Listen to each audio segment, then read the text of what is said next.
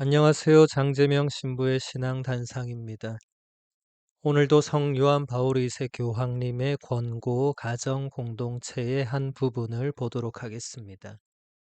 교황님은 11항에서 이렇게 말씀하십니다.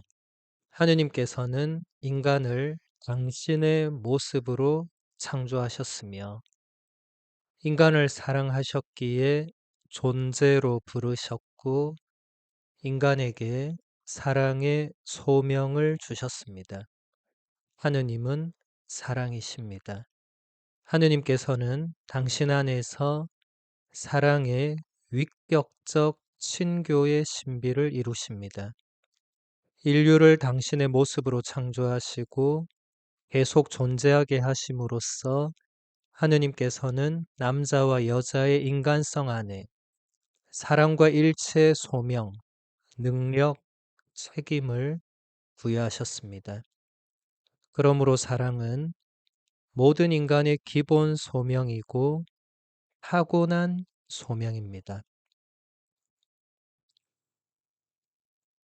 구약 성경 첫 번째 책인 창세기의 첫 번째 장 창조 이야기를 읽어보면 하느님께서 다른 피조물을 만드실 때는 단순한 명령형을 사용하시는데 인간을 창조하실 때에만 당신의 모습으로 만들자고 하는 권유형을 사용하십니다.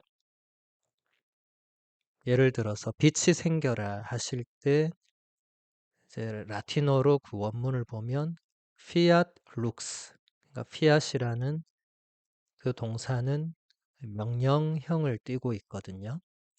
그런데 인간을 만들자 할 때 그때는 fiat이 아니라 파치아무스라는 이 권유형, 명령과 권유는 완전히 다른 의미를 띠고 있죠. 우리 어법에는 그렇게 따로 분류가 안 되지만 라틴어나 고대 그리스어 또 현대 서양 언어들은 다 이게 이 문법에 따라 이게 다르죠, 의미가.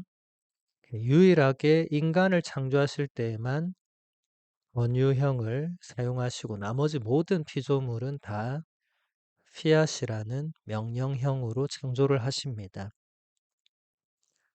이렇게 해서 인간은 모든 피조물 가운데 유일하게 하느님의 모상으로 창조됩니다.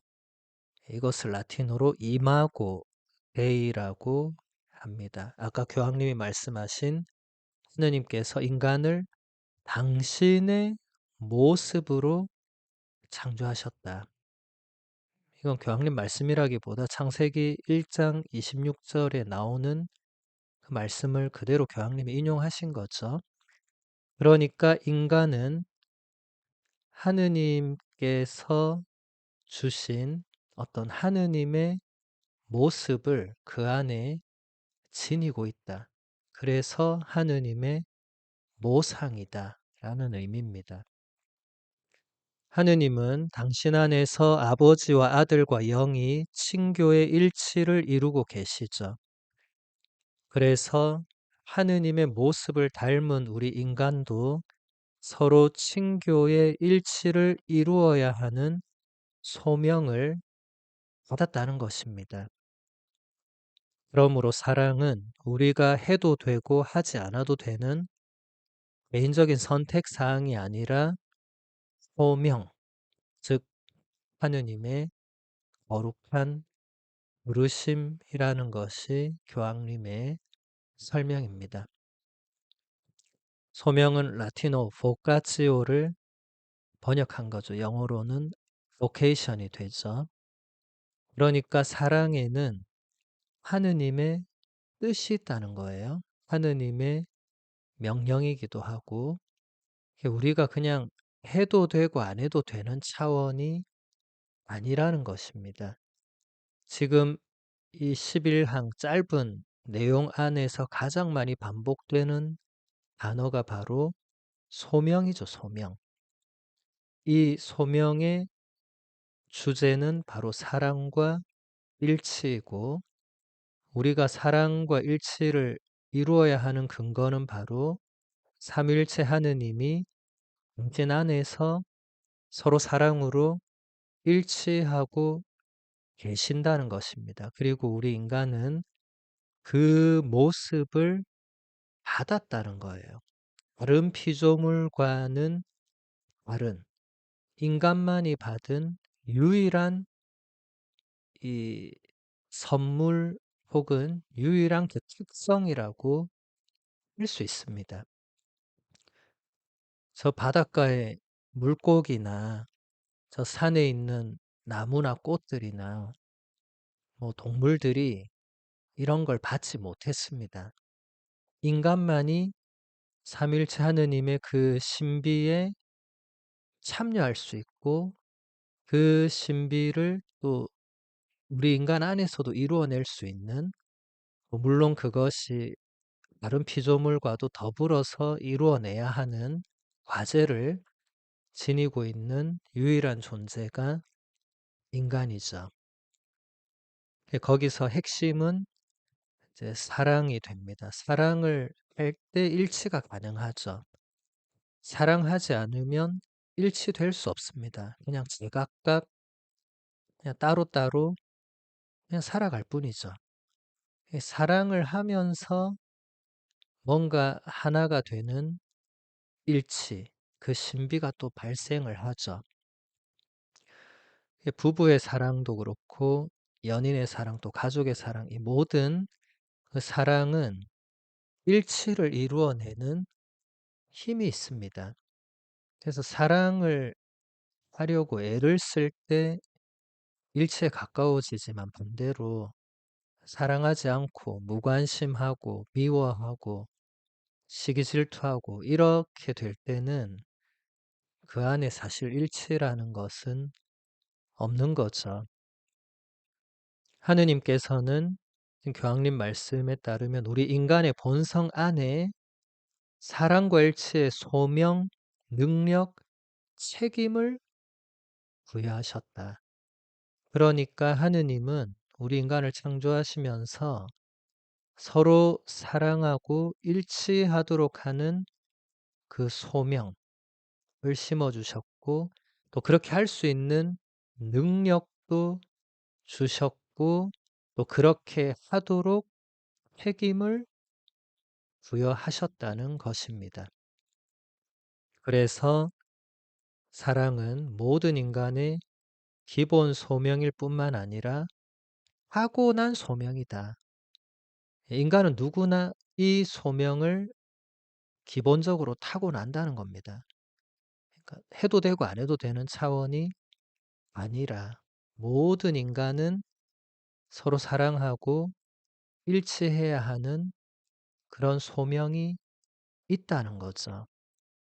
그것을 지키지 않는 사람이 늘어날수록 인류 공동체는 위험에 빠지게 되겠죠.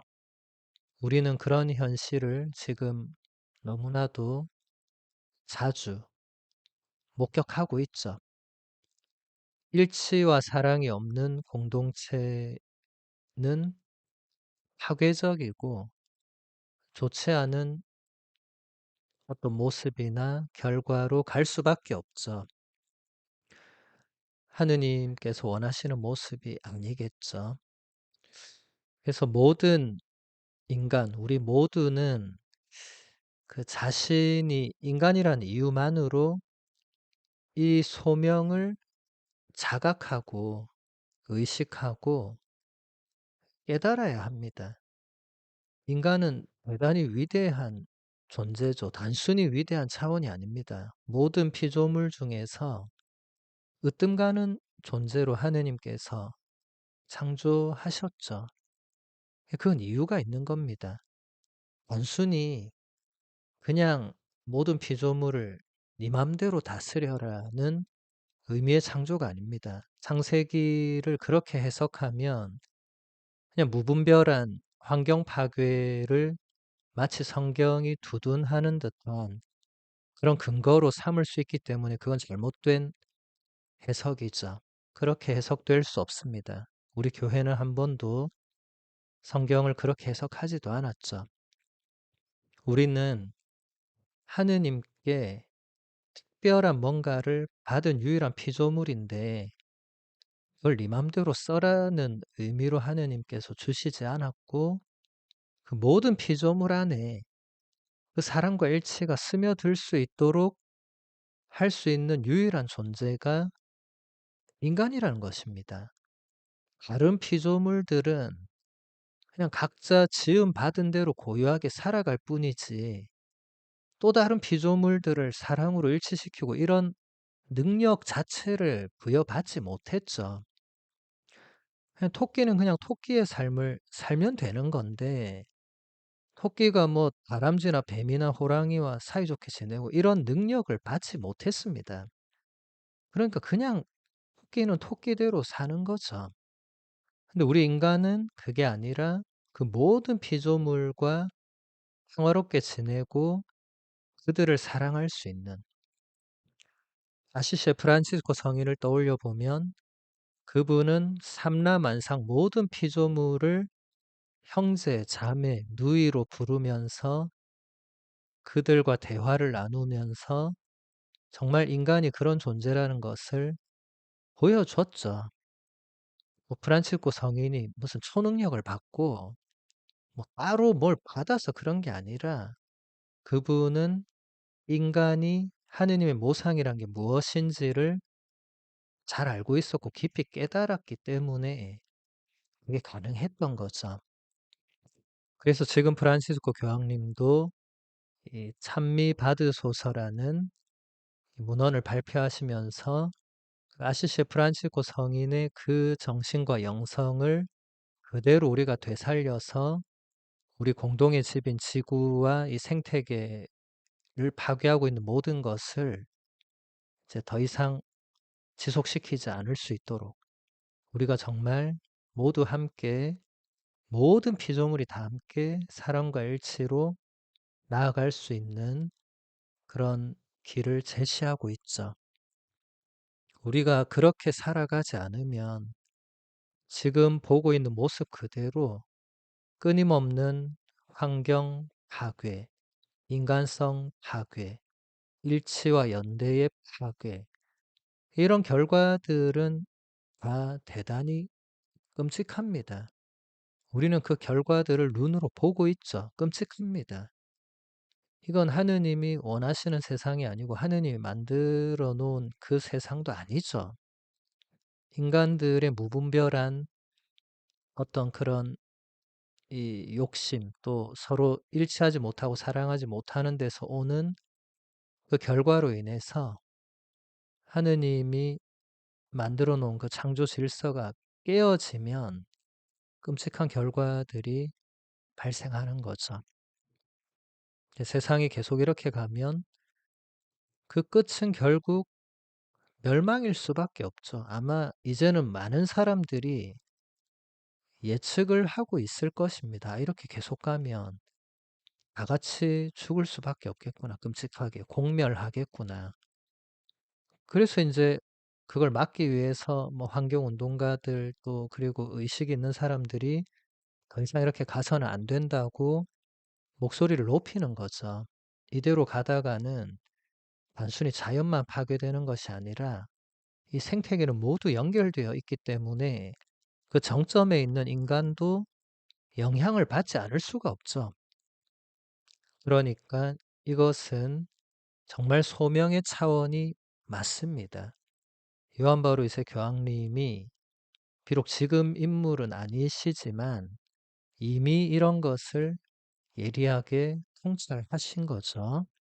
그래서 우리가 정말 이 시대에 우리가 회복해야 될 것은 우리가 하느님으로부터 받은 그 하느님의 모상, 이마고 데이, 그것을 회복하면서 우리가 받은 그 사랑과 일체의 소명, 그것을 자각하고 각자의 삶의 자리에서 어떻게 그것을 실천할 수 있을지를 찾아보고 또 실천하려고 애쓰고 노력하는 것이 모든 인간의 과제이고 특히 우리 그리스도인들에게는 더 중요한 과제가 될 것입니다.